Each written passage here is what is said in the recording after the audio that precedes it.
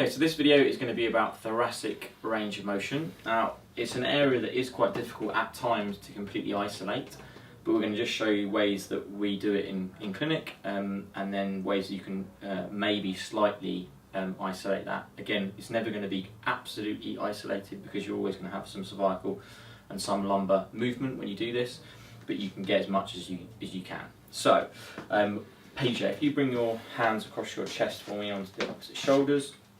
First of all, we can just get him to go through those movements actively.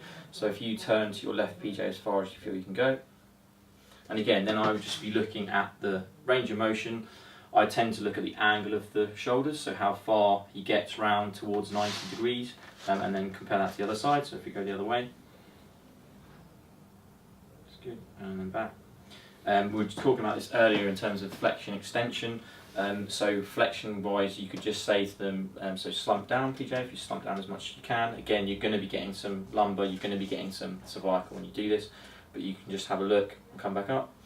You could also, and Glenn was saying this to me earlier, which I really liked, was back into extension particularly, actually give some tactile feedback and place your fingers on and actually say, oh, PJ, I want you to hinge from where my fingers are and actually go back towards looking up towards the ceiling. So you are going to get some cervical, and then again you could move your fingers down to different positions on the spine, and we'll do a quick video as well of these from the side so you can see these techniques a little bit more.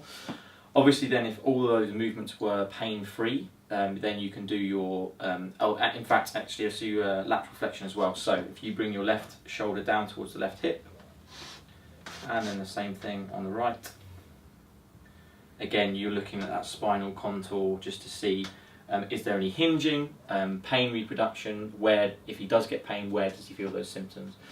As I was saying, if you then do that and it's pain-free, you can go through your overpressures as well. So again, you could go slumping down, and then you could overpress through that area. You can obviously add some cervical, which is going to be more upper thoracic and cervical. Again, find that quite difficult to overpress really through that position. How would you do that one, Glenn? Yeah, similar. I tend to maybe come to the side a little bit more, flexing forwards, and then I'm adding a little bit of pressure through here. Mm-hmm. You have to just be a little bit cautious that this is almost a slump test as well, isn't it? So you can differentiate with the head, but then you are still moving thoracic, as you were saying. Mm-hmm. So then you could add on your leg movement with the slump just to see if it makes it more sore. There's a little bit of differentiation. Yeah. But it's sore you do a full slump, which you go through anyway. Yeah, absolutely. Yeah, definitely. So for our extension again, we were talking about before, and we're going to again come around so we can look at this, but coming back through. So if you come back up, PJ, hinging over my hand, and then we can get some overpressure through different spots. So again, I'm just blocking with my thenar eminence and just hinging and extending over that point. And if we turning to your right, what I tend to do is get my hand onto the scapula, bring my other hand around, and then I tend to just push through into that overpressure just to see how that movement feels. Getting nice and close, and I think you have good control when you do that. Obviously then I could do that on the other side. Then if we bring your right shoulder down towards your right hip, and then if we come on with this hand and actually compress and push down, that gives us our overpressure into lateral flexion.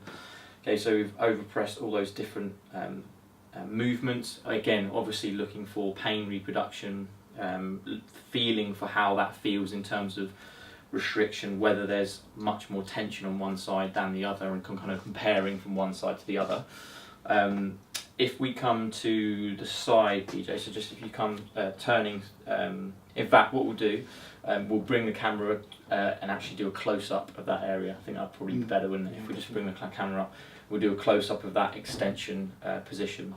Anything else you do with thoracic spine active range, Ken? Or? No, that's exactly how I would do it in clinic. I mean, you have to be wary of ribs as well, which we'll go through in another video, and posture as well. The thoracic spine is often overlooked, I think. So people will present with neck pain, lumbar spine pain, not necessarily thoracic pain, but the thoracic's quite often the driver of that. If you've got a very stiff thoracic spine that's fixed into flexion, you're going to hinge in the neck you're probably going to hinge in the lumbar spine as well. Yeah. So it's always worth having that on your radar when you're treating those conditions. And some exercises and manual therapy based in that area can have a fantastic effect above and below.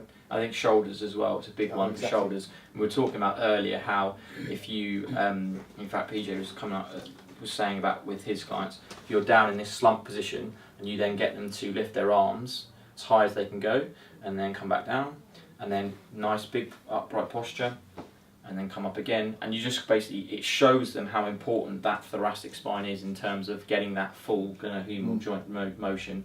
And I think when you say that to them, you know, you can kind of relate shoulder problems to being having poor extension through that thoracic spine, so I think that's really good. You can relate it to specific sports, can't you? I mean, I've seen so many tennis players with shoulder problems at the serve, and they've got no thoracic extension, so they're just overextending through their shoulder. Yeah, you see it with golf as well. They haven't got that rotation, so they're getting more rotation through the lumbar spine and getting injured there. Absolutely. So a lot of sports you can relate that to as well. Swimming.